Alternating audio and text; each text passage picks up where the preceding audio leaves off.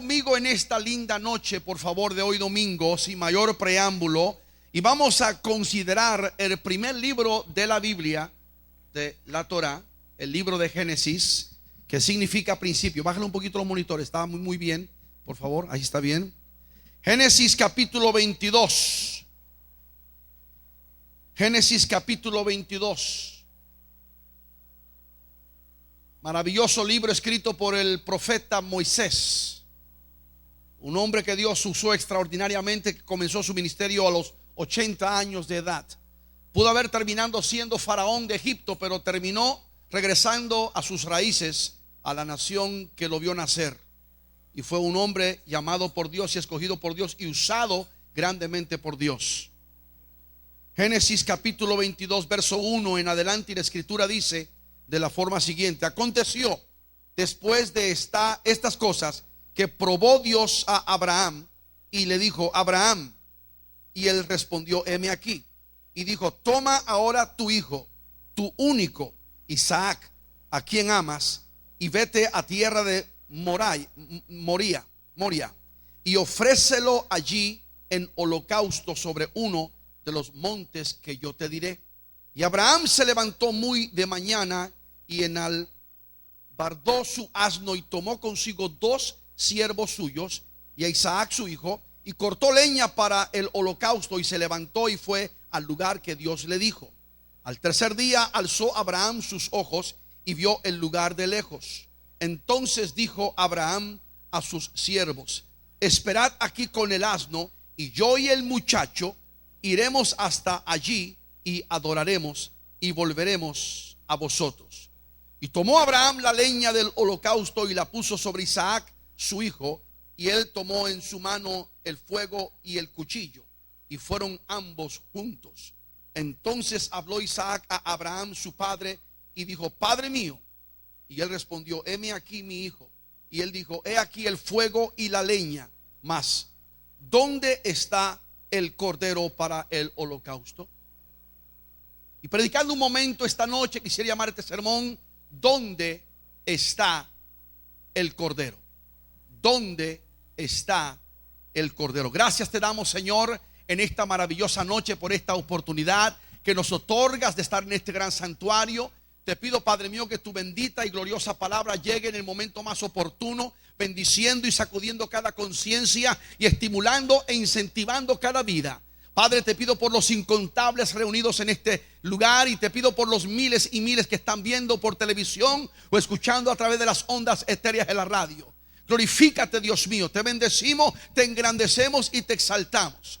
Y te pido, Dios mío, que nuestra debilidad tú hagas fuerza en nosotros y nos bendiga grandemente, Dios mío. Y si hay alguno que no te conoce, que tenga experiencia en esta tarde del nuevo nacimiento. Y si hay algún hermano caído, Padre mío, restáuralo, rompe toda cadena del diablo. Y Padre, de nuevo te magnificamos y te bendecimos. Y el pueblo de Dios dice amén. Tome asiento, por favor. Creo que en los anales de toda la historia del mundo, especialmente la historia de la Biblia, de Dios tratando con la humanidad, no hubo un personaje a quien Dios le pidiera más que a este distinguido hombre llamado Abraham. El nombre Abraham en hebreo significa padre de multitudes o de masas.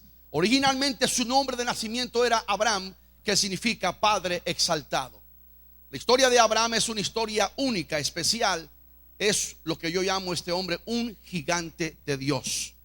Dios lo usó de una manera extraordinaria, de tal manera y a tal magnitud que todavía hoy, en nuestro tiempo, en nuestra era, en nuestra generación, este personaje sigue siendo la figura más importante en las 3 religiones más proliferantes de la tierra. Tenemos los musulmanes, que son 1.5 billones. Cristianos somos 2.2 millones a nivel mundial. Y también tenemos unos 18, 19 millones de judíos. Y los 3 grupos religiosos son los más proliferantes de la tierra. Reconocen a Abraham como la figura más importante de su fe religiosa. De hecho, a 35 kilómetros al sur de Jerusalén o Jerusalén se encuentra todavía hoy la ciudad de Hebrón. Y ahí se encuentra un lugar muy conocido como el famoso la Gruta de Macpala. Y ahí están los restos de Abraham y de Sara. Llegan judíos, musulmanes, cristianos y todos veneran y reconocen a este hombre como una figura poderosa. En el tiempo de este hombre, él era el único, él y su familia, que servían a Dios. Ahora trate por un momento en la plataforma de su imaginación contemplar este tremendo escenario. El único que servía a Dios, él, Sara, su familia, los que estaban con él en su caravana, y Dios lo llama de una manera impactante.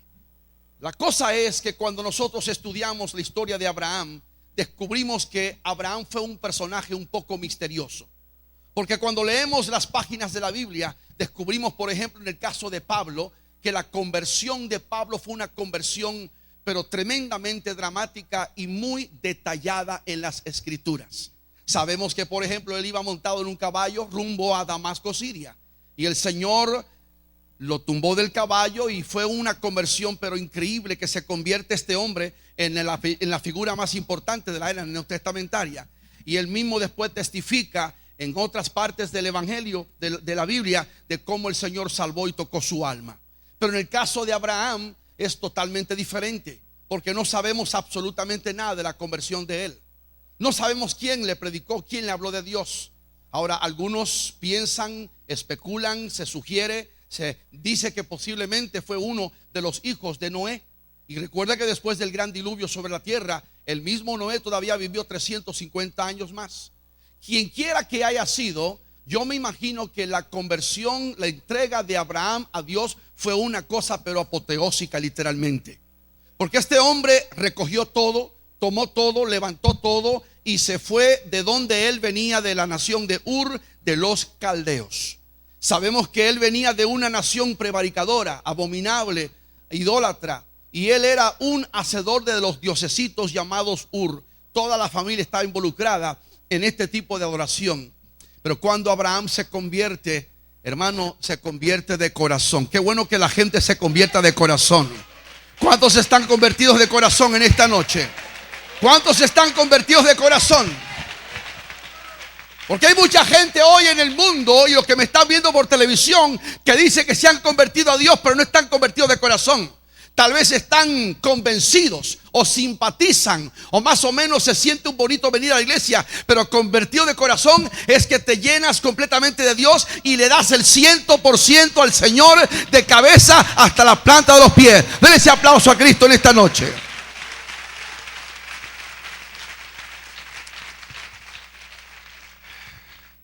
Tuvo que haber sido algo literalmente sacudidor en la vida de este hombre.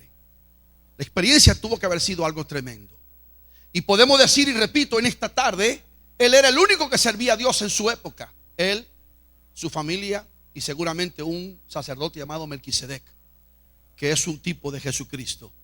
Pero fuera de ahí no había gente cristiana, no había gente que servía a Dios, no había judíos ni cristianos, no había nada, no había nadie sirviendo a Dios. Imagínate tú en un mundo donde tú eres el único que sirves a Dios. Está difícil. Hoy en día tenemos hermanos, tenemos compañeros, tenemos iglesia grande, tenemos hermanos de la fe y por lo menos nos alimentamos, nos ayudamos, pero este hombre andaba solo sirviendo al Señor. Y Dios le habla a este hombre y se entrega a él y se convierte, y la conversión de él fue algo tremendo. Y Dios tenía con él una gran promesa, porque recuerde que años antes Adán y Eva cometieron la gran infracción en la historia de haber cometido pecado. Y la humanidad se hundió para siempre en perdición y en condenación. Pero Dios había prometido que si el pecado entró por un hombre, por otro hombre entraría la restauración al mundo entero. Y ahora vemos, y pasan aproximadamente unos 2000 años y llegamos a la época de Abraham. Y Abraham es la persona que viene empezando a formar esta promesa que se va realizando. Porque no había una nación de donde procedería la salvación al mundo. Y Dios tenía que establecer un pueblo, una nación, un linaje, una simiente. Y Abraham se convertiría en la cabeza de esta simiente, de esta nación. De hecho, de los lomos de Abraham y de Sara saldría la salvación al mundo entero. ¿Y cómo es esto posible? Abraham era un hombre ya viejo cuando se entregó al Señor. Dicen que posiblemente se convirtió pasado los 65 años. Y fue cuando Dios le habla en Génesis 12, unos 10 capítulos antes del que hemos leído, y le dice: vete de tu tierra y de tu parentela y de la casa de tu padre. Y le entrega 7 promesas y le dice: haré de ti una nación grande y te bendeciré y engrandeceré tu nombre y serás bendición. Y yo bendeciré al que te bendiga y maldeciré al que te maldiga, y en ti serán bendecidas todas las familias de la tierra. Le entrega promesas y le dice que le obedezca. Y Abraham levantó y recogió todo y obedientemente se lanzó por fe. Pero ¿cómo fue esto? ¿A dónde fue? El hombre empezó a viajar. La conversión de él fue algo tremendo. Y se sale de Ur de los Caldeos, una nación tan increíblemente pagana, que si pudiéramos por un momento imaginar cómo era, dice la historia que habían templos abiertos 24 horas al día. Y las mujeres hacían fila para ofrendar sus cuerpos como prostitutas al dios Ur. Ur era uno de los dioses lunares del zodiaco de esa época. Yo recuerdo la primera vez que Dios me llevó a la Ciudad de México, al Distrito Federal, que me paré en la Avenida de la Reforma y vi la estatua del ángel. Y luego me llevaron a conocer la famosa Basílica de la Virgen de Guadalupe. Y ahí fue donde me pegó bien la luz, que entendí que cuánta idolatría había en la República Mexicana. Todo era Guadalupe, Guadalupe, Guadalupe. Bueno, yo creo que la mitad de las mujeres de México se llaman Guadalupe también, y algunos de los hombres también. Y donde quiera que tú vas, Guadalupe, Guadalupe, y la Madre de Dios, y la Morena Santa, y la Negra Santa de México. Y me acuerdo que llegué a la basílica y vi gentes arrastrándose de rodillas para adorar a la mugre mona demonia de la Virgen de Guadalupe. No se ofenda conmigo, por favor. Es una mugre demonia. Es una mentira de los españoles. Porque el cuento del Ayate y el cerro de el Tepeyac y el milagro de las flores y Juan Diego y todo este asunto, esto nunca pasó, aleluya. Es una mentira grandotota, aleluya. Por eso México tiene tantos años hundido en la miseria. México tiene tremendas bendiciones, tremendas oportunidades, tremendo recursos, pero México no levanta la cabeza por la tremenda idolatría que tiene. Gloria a Dios. El día que México ponga abajo a Guadalupe y levante a Jesucristo, México es bendecido más que nunca, gloria a Dios. Pero gracias a Dios que ya hay millones de mexicanos que han levantado las manos y adoran a Jesucristo como Rey de Reyes y Señor de Señores.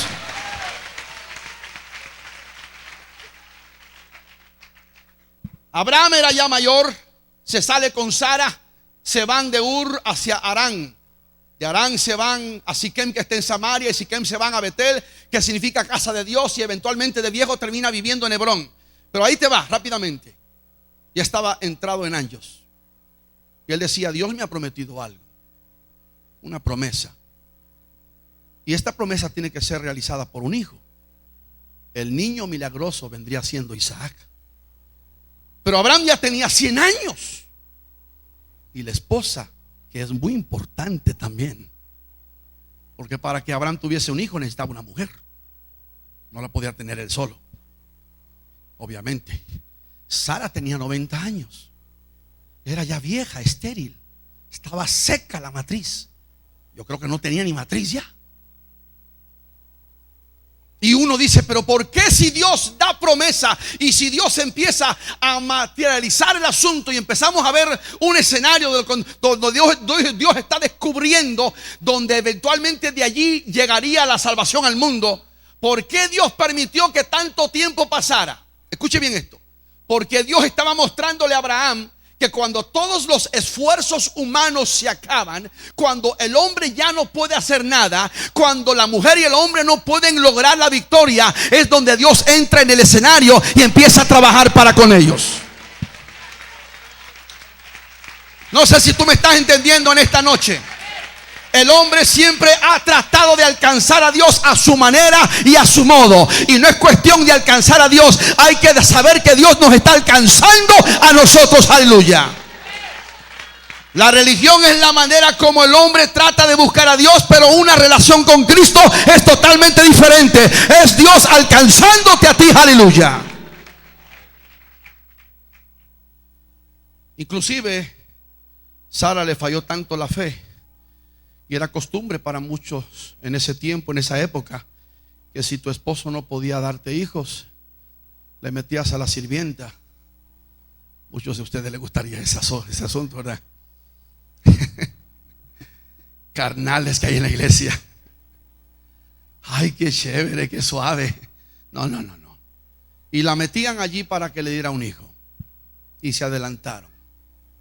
Y le metió una egipcia llamada Agar. Y de ahí salió Ismael. Y lo lamento mucho, queridos compañeros musulmanes. Lo lamento mucho, primos árabes. Pero Ismael no es el de la promesa. Repito, Ismael no es el de la promesa. Le habrá Dios prometido algo a él y a su mamá Agar, pero Ismael no es de la promesa. El de la promesa vendría todavía después.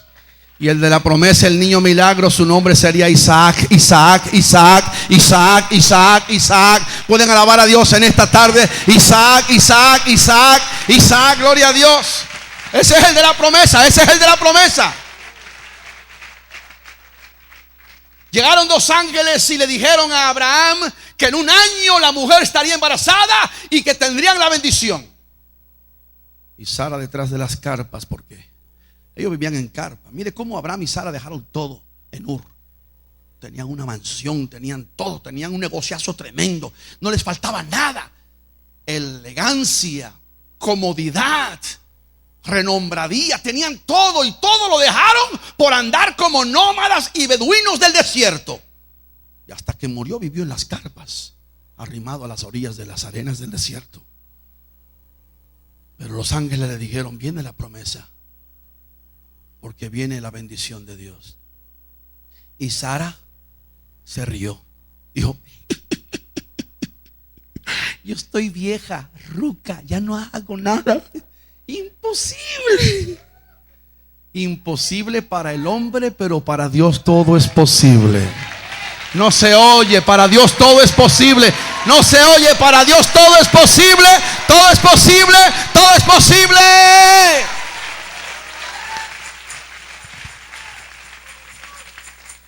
Y al año nació Isaac. Y le pusieron por nombre Isaac, que significa en hebreo ¿qué? Risa. Porque Sara se rió. Risa.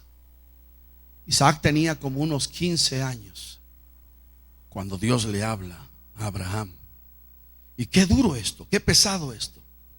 Y le dice Dios a Abraham: al hijo que tú tienes, al único, qué interesante, al que tanto amas, tómalo. O sea, al que yo te di, al que te prometí, al que te entregué, al que ustedes tuvieron ya después de viejos, a este mismo muchacho que ustedes tanto anhelaron y añoraron y esperaron, y lo has forjado y criado y lo has levantado, y ahora tiene como 15 años. Tómalo y ofréndamelo. Vete al monte Moria y ofréndamelo. Y Abraham tenía una cualidad que muchos de nosotros necesitamos hoy en día, y esta cualidad se llama obediencia. Pero la obediencia de Abraham estaba basada en una cuestión muy importante e íntima en su corazón, y es una cuestión de amor hacia Dios. Porque el hombre, caramba, amaba a Dios. El hombre amaba a Dios. El hombre no tenía escuelas teológicas, no habían iglesias, no había una relación así con sacerdotes, ni rabinos, ni pastores. El hombre, como le decía, era el único que servía a Dios en el mundo. Su experiencia fue tan tremenda, tan estremecedora, pero cuando se enamoró de Dios, le creyó y le fue obediente y le amó hasta el final. Le amó hasta el final. Pueden alabar a Dios. ¡Qué amor tan tremendo!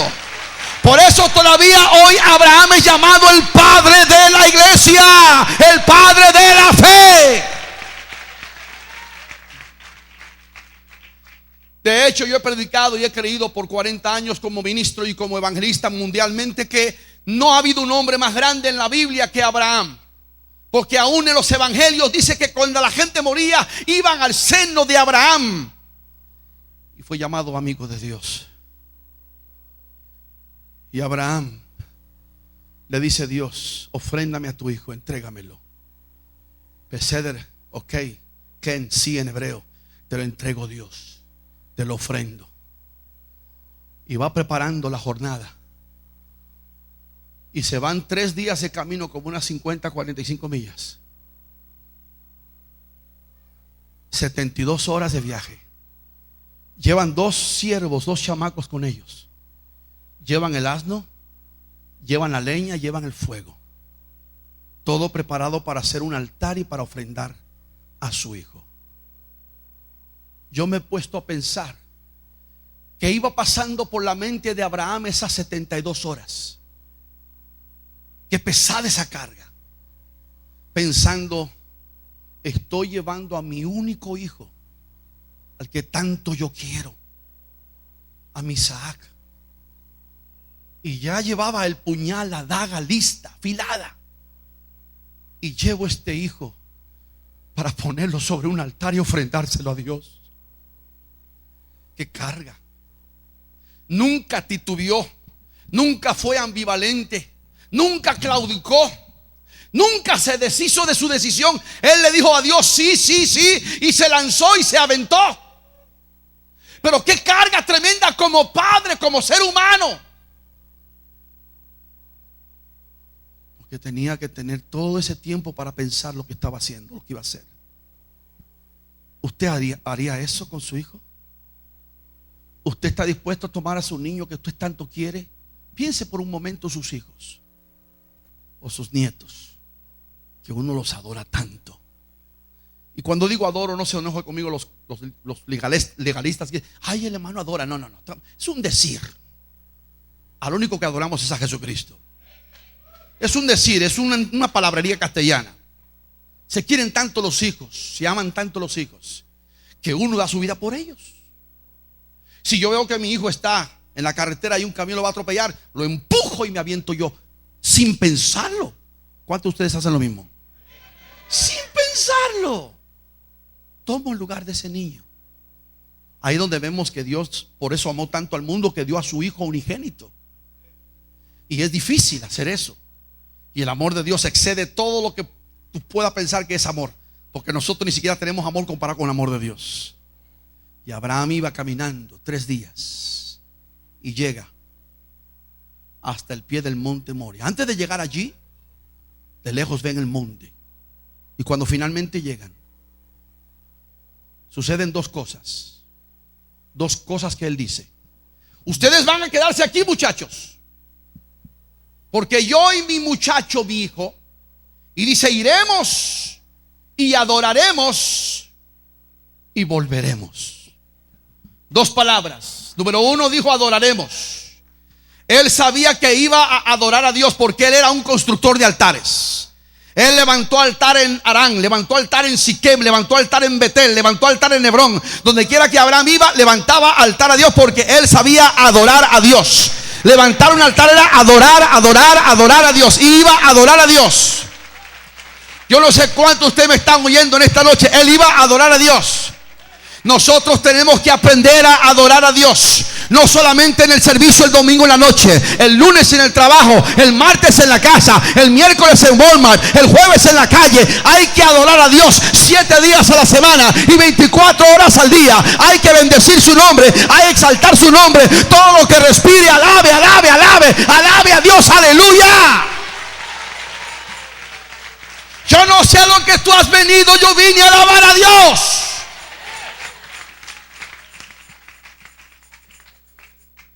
La iglesia de hoy no sabe adorar a Dios. Hace más de 100 años hubo un predicador británico llamado Carlos Spurgeon, y él trajo un mensaje muy histórico llamado alimentando ovejas o entreteniendo cabros. Y lo que este hombre habló más de 100 años atrás se está moviendo hoy en día, porque la segunda parte de su mensaje, de su sermón, fue entreteniendo cabros. Es lo que la iglesia se dedica hoy en día. Las iglesias modernas, contemporáneas, nueva era, de esas iglesias que han aparecido en los últimos 15, 20 años, solamente se reúnen para entretener a los cabros.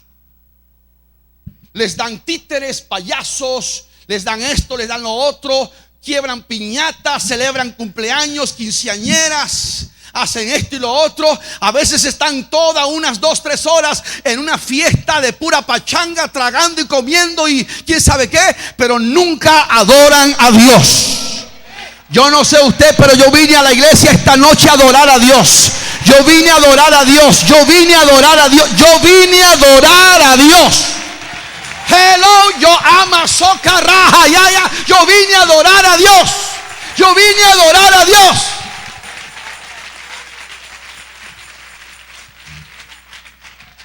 Yo vine a adorar a Dios. Hay que adorar a Dios cuando estamos de malas también, no solo de buenas. Hay que adorarle cuando no hay dinero en el bolsillo. Hay que adorarle cuando el viejo se vaya con otra vieja. Hay que adorarle cuando los hijos están en la calle. Hay que adorarle cuando nos corren del trabajo. Hay que adorarle aunque estemos en el hospital, cuando estemos detrás de la cárcel. Hay que adorarle. A esta noche, por favor, dele gloria a Dios, adore a Dios, adore a Dios.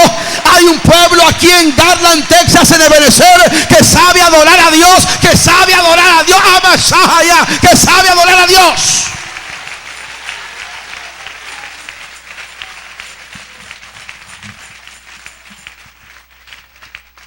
Hay que adorar a Dios. Abraham dijo: yo y el muchacho iremos, ¿y qué? Adoraremos. Y segundo, y dijo: y volveremos. Ahora, ¿cómo es posible esto? Si él iba ya predispuesto, él iba ya convencido y definido y determinado a ofrendar su hijo en un altar que iba a construir y dárselo a Dios como una ofrenda de holocausto. Óigame, el hombre estaba declarando palabras de fe.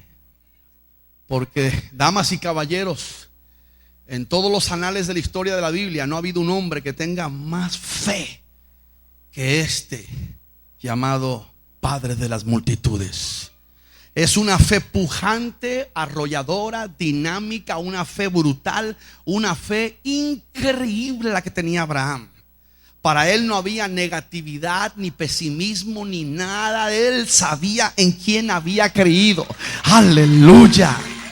Dice Romanos 4:17, llamando las cosas que no son como si fuesen. Abraham le creyó a Dios y él dijo: yo voy a hacer lo que voy a hacer, pero no sé de qué manera y de qué forma. Yo sé que de alguna manera lo voy a decretar y lo voy a declarar. Yo sé que el muchacho volverá conmigo.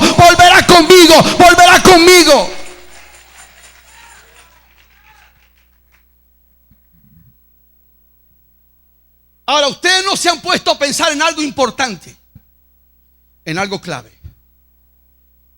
4100 años atrás, cuando Abraham llega hasta el pie del monte Moria, que se detiene allí con los siervos, que de ahí va a caminar un poquito más arriba al monte. Pero ese lugar, y subiendo arribita, aleluya, 1100 años después, es el lugar donde se construye el templo de Salomón. El mismo lugar donde se levanta el templo del pueblo judío, el centro de adoración. Y en el centro del templo de Salomón estaba el lugar santísimo, the Holy of the Holies. Y adentro estaba la silla de la misericordia y los querubines y el arca del pacto, y adentro el maná del desierto, la vara de Aarón y las tablas, los 10 mandamientos. Y ahí estaba la Shekinah, la presencia, la gloria de Dios Todopoderoso allí en el centro. Pero 1100 años antes ya Dios estaba llevando a Abraham para mostrarle al mundo en forma de escenario de lo que vendría en el futuro, de que un día, más que este altar de Abraham, más que este altar de Isaac, era un altar que un día se llegaría a cumplir, y es el altar de nuestro Señor Jesucristo. Estamos hablando de la escena del monte Calvario, donde Dios mismo dejó su cielo y vino a este mundo y entregó su vida y derramó su sangre por nosotros. Aleluya. Oh, glorifique a Dios.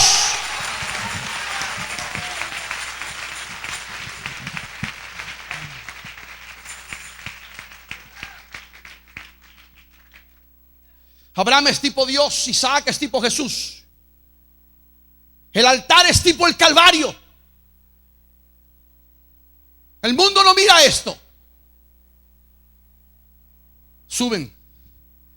Antes de subir, suben, pero suben.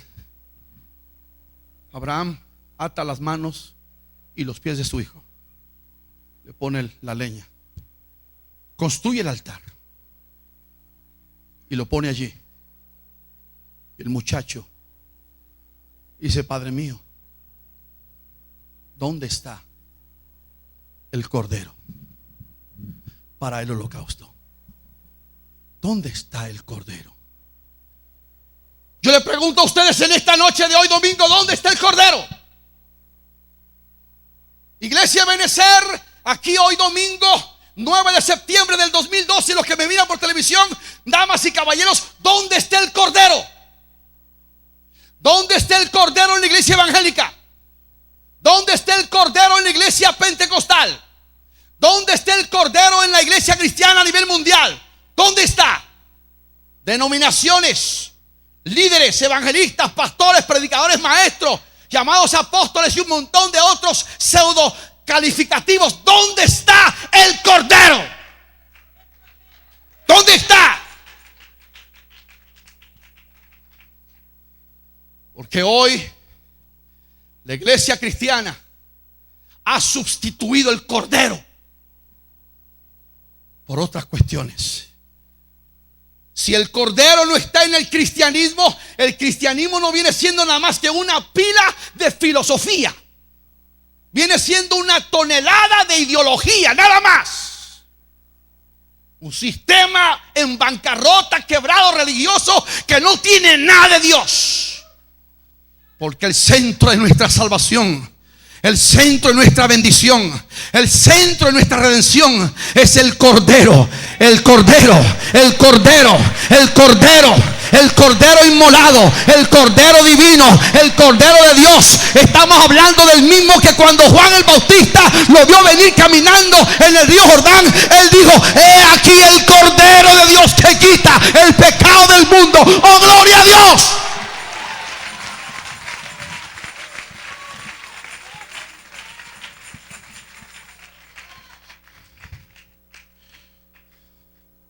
Mi alma te alaba, Señor. Hoy no está el cordero. Ha sido sustituido por la nueva era. Humanismo secular, psicología, esquemas, fórmulas, técnicas, métodos, sistemas religiosos.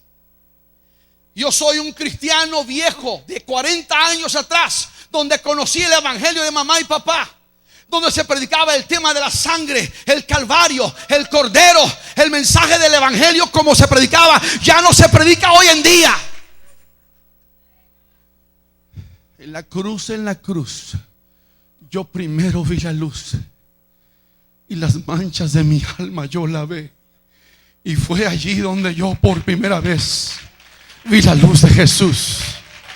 En el monte Calvario estaba una cruz, emblema de afrenta y dolor.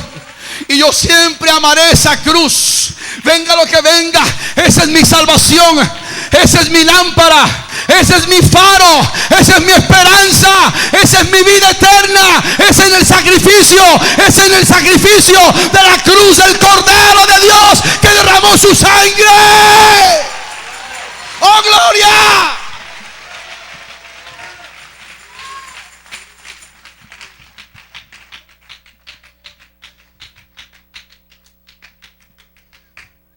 Las fórmulas nuevas de los predicadores modernos, los sistemas, las mentiras, las herejías, la apostasía que ha invadido la iglesia, los disparates, las aberraciones carismáticas del movimiento neopentecostal. Nadie predica la sangre, nadie predica la cruz, nadie predica del Cordero de Dios. Y vemos el Cordero de Dios en todas las escrituras. Desde Adán y Eva, cuando cayeron, ofrendaron el primer corderito a Dios. Lo vemos en el altar de Abraham. Lo vemos subsiguientemente también en el Siguiente que la historia pasando con los reyes de Israel. El templo, ¿cuántos corderos ofrendaron allí en el templo de Salomón? Y David y Salomón y los reyes de Israel. El cordero, el cordero, el cordero, el cordero. Tu salvación depende de ese sacrificio del cordero de Dios, del cordero de Dios.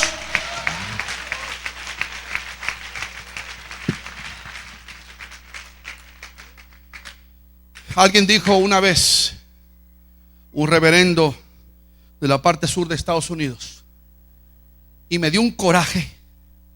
Le confieso que si ese señor hubiese estado frente a mí, yo le hubiese metido un puño en la cara. Le soy sincero. Si ese señor hubiera estado frente a mí cuando dijo eso, yo le hubiese metido un puño en la cara. Él dijo que la sangre de Cristo no era tan importante. Era igual que la sangre de un perro muerto. Y era un reverendo llamado Reverend Pike. Look it up on the internet. Eso me sacó de onda, literalmente. Cuando Abraham está por ofrendar a su hijo, es una escena maravillosa de que un día Cristo vendría 2000 años después. Estamos hablando 4100 años atrás, unos 1900 años después de Abraham. El monte Calvario. Hay poder sin igual poder en la sangre de Jesús. En esa sangre bella que Él derramó por nosotros. Esa sangre que nos ha limpiado a los borrachos, a los drogadictos, a las prostitutas, a los rebeldes y soberbios y a los drogadictos y a los pecadores. La mayoría de nosotros que estamos aquí reunidos en este gran auditorio en esta noche linda, un día experimentamos esa sangre que nos limpió de toda mancha del pecado. Gloria a Dios. Yo alabo a Dios por esa sangre. Mi salvación está en la sangre. Mi salvación está en el Cordero de Dios. Oh, gracias, Señor, por haber dado a tu Hijo unigénito para que todo aquel que en el que no se pierda, mas tenga la vida eterna.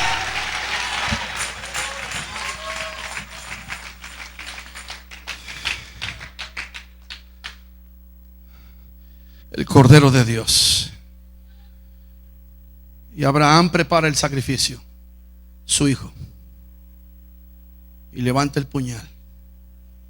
Y me gusta como dice Dios, que le habló 2 veces: Abraham, Abraham, no le hagas daño, no lo toques. Sé que me amas, has pasado la prueba. Estamos parafraseando. Qué tremendo escenario, qué tremendo saber que ese precio que Jesús pagó por nosotros fue ya enseñado, presentado miles de años antes. No hay excusa para el mundo. Iglesia de Cristo, yo veo un tiempo muy peligroso. Estamos entrando en la última parte final de la historia del mundo. Estamos contemplando la mayor cantidad de apostasía como nunca hemos visto en nuestra generación. Estamos viendo cosas que son insólitas, que son literalmente increíbles. Tenemos ministros renunciando a la sangre, al Calvario, a la Biblia.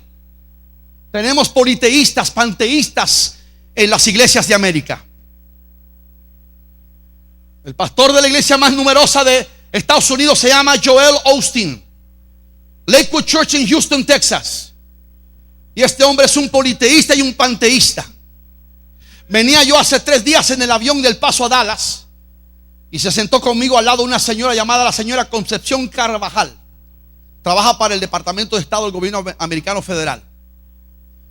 Veníamos platicando de las cosas de Dios. Me dice: yo soy católica romana de hueso colorado. Le dije: yo soy cristiano evangélico pentecostal lleno del Espíritu Santo de hueso colorado.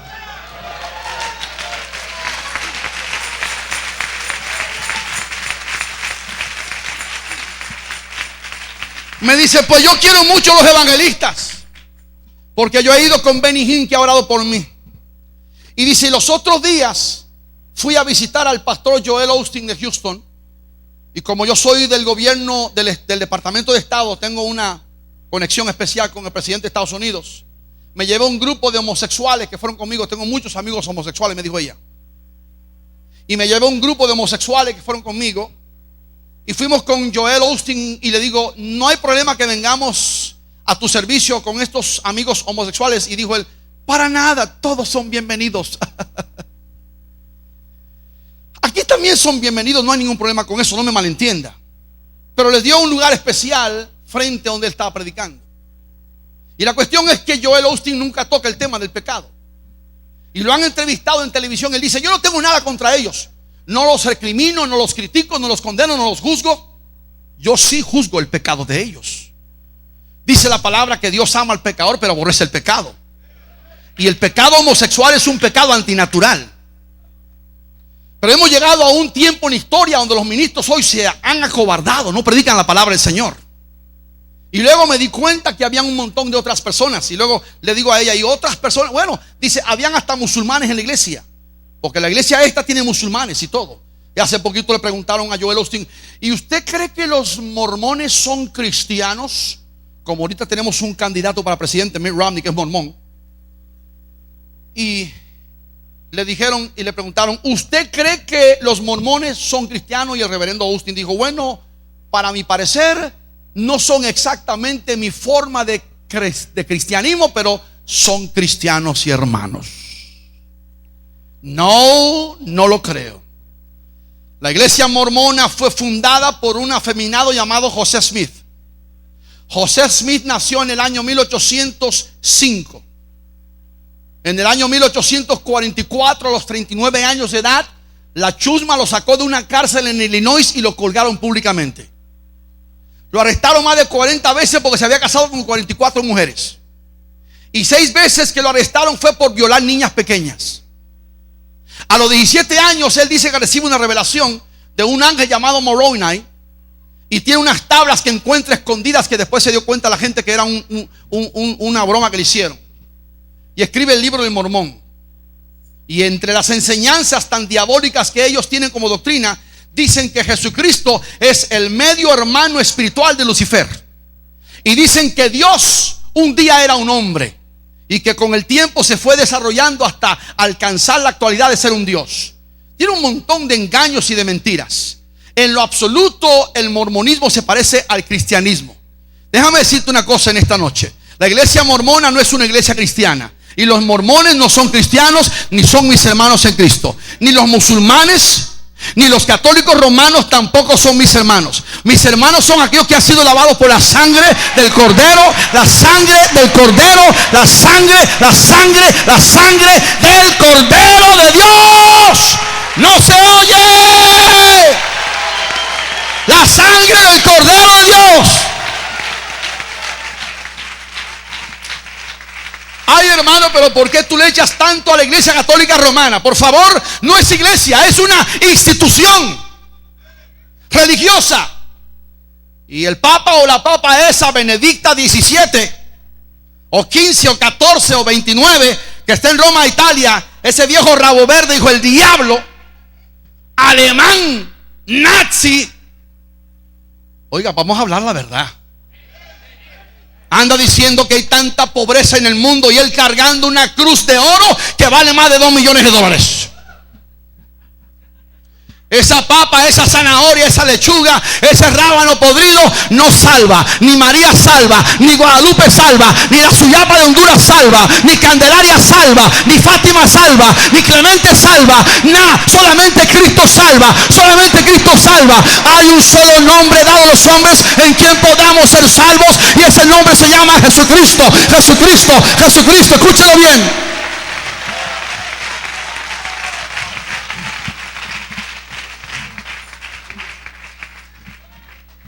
Los pastores falsos de América como Rick Warren y Joel Osteen y Robert Schuller y Billy Graham y un montón de más están predicando ya por años puras herejías y puras mentiras del diablo.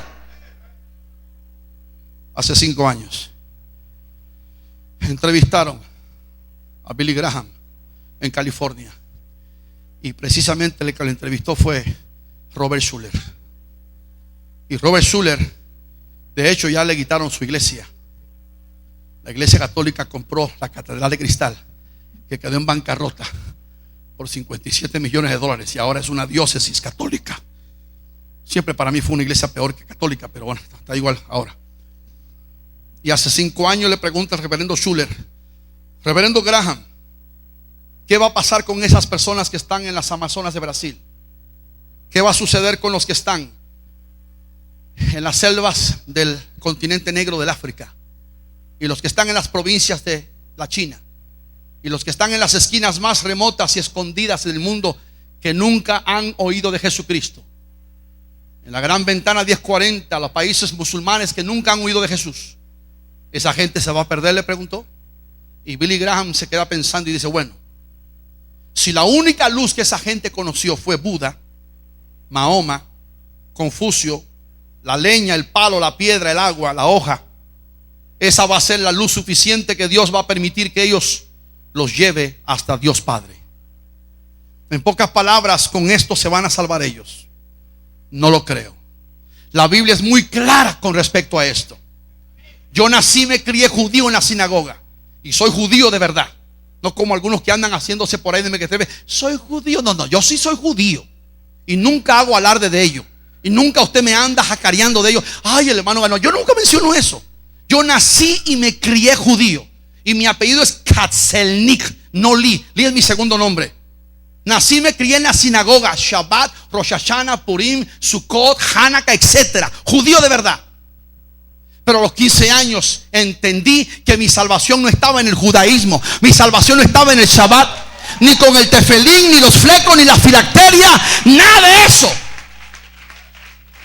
Y me convertí a Jesucristo y entendí que la palabra dice que no hay otro nombre en quien podamos ser salvos si no es en el nombre de Jesucristo. Entendí lo que dice San Juan 14:6. Jesús dijo: yo soy el camino y la verdad y la vida, y nadie viene al Padre si no es por mí. Gloria a Dios.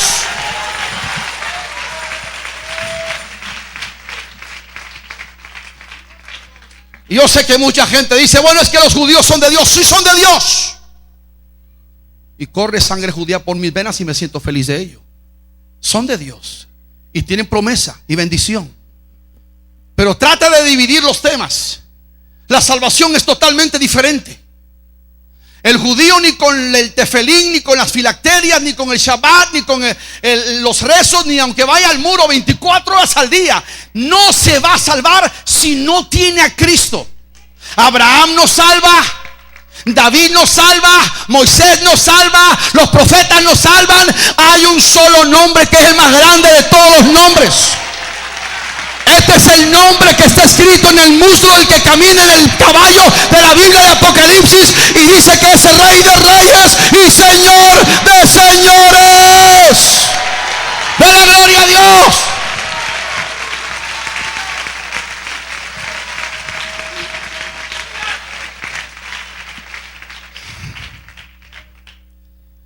Abraham nunca imaginó en toda su vida que él estaría mostrándole al mundo una carretera, una luz, una esperanza.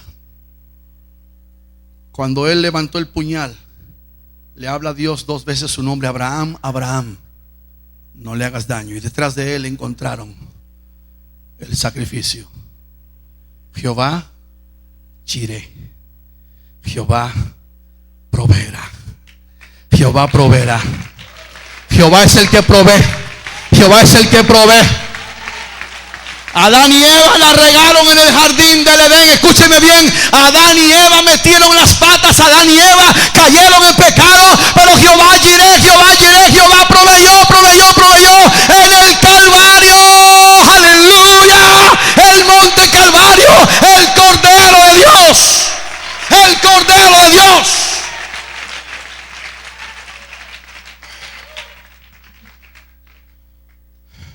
Por eso cuando dice la palabra que Jesús murió, dice que descendió al abismo, llevó cautivo a la cautividad y dio dones en los hombres, proclamó la llegada de la redención que estaba prometida desde Génesis 3:15. El mundo estaba perdido por tanto tiempo. De nuevo, piensa que Abraham El único que servía a Dios con su familia. El único en el mundo. A ningún otro. A nadie más en la Biblia le ha pedido Dios que haga tanto como le pidió a este hombre. ¿Y por qué? Para mostrarnos algo grande. En ese monte Moria, donde 1100 años después, Salomón, el rey sabio de Israel, el hijo de David, inauguraría el templo grande a Dios. Un templo tan magnífico que tardarían 7 años en construirlo. Trabajaron 220,000 personas en la construcción. Trajeron la mejor madera de cedro del Líbano, los mármoles de Siria, trajeron las mejores piedras del África, lo mejor de lo mejor. Se estima que si se pudiera evaluar este templo, gran templo de Salomón hoy, con la inflación y el cambio monetario, este templo valería más de $1 trillón. Una sola piedra que encontraron hace 10, 11 años debajo de la ciudad de Jerusalén o Jerusalén, esa piedra pesa 574 toneladas. El pastor se lo puede verificar, que ha ido a Israel varias veces. Increíble, increíble el templo. Y la parte más importante del templo era el lugar santísimo, donde estaba la presencia del Señor. El mismo lugar donde Abraham 1100 años antes había ofrendado, iba a ofrendar a su hijo. ¿Ven el escenario? ¿Ven la pintura? ¿Ven el panorama? ¿Lo ven ustedes? Y unos 900 años después, Jesucristo viene, Dios hecho hombre. El verbo se hizo carne, dice San Juan, aleluya, y habitó entre nosotros. Y hay un loco predicador llamado Juan el Bautista. Ese sí estaba atrabancado. Ese sí era un psicópata para Dios. Era un extremista, era un revolucionario. Y ya tenía varios siguiéndolo a él.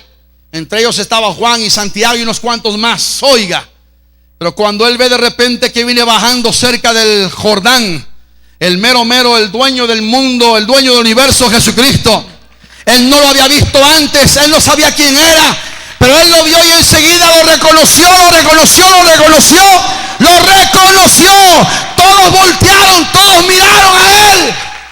Y él dijo: yo no soy digno ni desatar las cuerdas de tu sandalia. Ay, Dios mío, este es el Cordero de Dios que quita el pecado del mundo. O de un aplauso a Cristo en esta noche. Dáselo bien fuerte.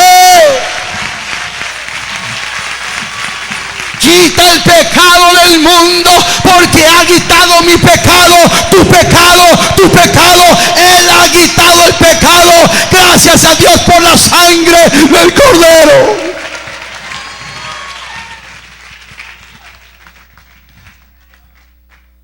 Pasen los músicos, por favor. O pase, por favor, el músico principal, Asaf, que es mi amado pastor Ismael Pineda. Ese es Asaf. Y ese canto viejo: en el monte Calvario estaba una cruz, emblema de afrenta y dolor. Dios después le habla a Abraham. Termino con esto. Y ya Dios le había dado 7 promesas en Génesis 12. Pero ahora Dios le dice 4 cosas. Número 1, le dice: te bendeciré. Y se lo dice, verso 17 del capítulo 22. De cierto te bendeciré. Lo bendijo Dios. Dice el historiador Flavio Josefo que llegó a ser el hombre más acaudalado de su historia. Miles de camellos y de vacas y de chivas y de ovejas y de todo. Tenía más terreno que Century 21. Y aunque se enojen los árabes y los musulmanes y los grupos terroristas como Hamas y Hezbollah, pero esta Israel que hoy el mundo conoce como ese pequeño pueblito allí en el Medio Oriente, la bendición de la tierra de promesa es mucho más grande que eso. Porque un día se acabará el Líbano y Siria y Jordania y Egipto y todo eso, todo eso será tierra de Israel, aleluya, tierra de promesa. Y desde Jerusalén, aleluya. Esta semana pasada en la convención de los demócratas en Estados Unidos, en la gran convención de Barack Obama, en las pólizas o en el fundamento de su libreta donde ellos enseñan lo que creen, quitaron a Jerusalén como la capital de Israel. Y peor tantito, quitaron el nombre de Dios de sus libros. ¿No vieron ustedes a la televisión? Los demócratas andaban discutiendo que si ponían o quitaban el nombre de Dios. Y el alcalde de Los Ángeles, el distinguido Antonio, no sé el apellido, cómo pronunciado bien, Villarraiga. Villarreynosa. No, Reynosa no, Reynosa es la ciudad. Reynosa. Pero por Villa anda. Monterrey, ok. Por Villa anda, Ismael, por Villa anda. Se paró y dijo: ¿cuántos están a favor de tener el nombre de Dios? Y la gente dijo amén. ¿Y cuántos en contra? Más. Dijeron más que no. 3 veces. Porque tenemos una nación atea, una nación que no quiere a Dios, pero una nación que tampoco quiere a Jerusalén como la capital de Israel. Lo que me están viendo por televisión, escúcheme bien. Esa capital no se puede pelear, no se puede discutir. Esa es la capital eterna del pueblo de Israel, del pueblo escogido de Dios. Y en esa ciudad de Jerusalén, un día Jesucristo vendrá en su segunda venida visible y establecerá su reino milenial y establecerá su trono desde allí, y nosotros estaremos con él allí reinando como reyes y sacerdotes, y él estará como rey de reyes y señor de señores, reinando en el mundo entero. ¡Oh, gloria a Dios! ¡Oh, gloria a Dios! ¡Oh, gloria a Dios! ¡Oh, gloria a Dios! El Cordero de Dios ahora será el león de la tribu de Judá. ¿Cuántos le dan?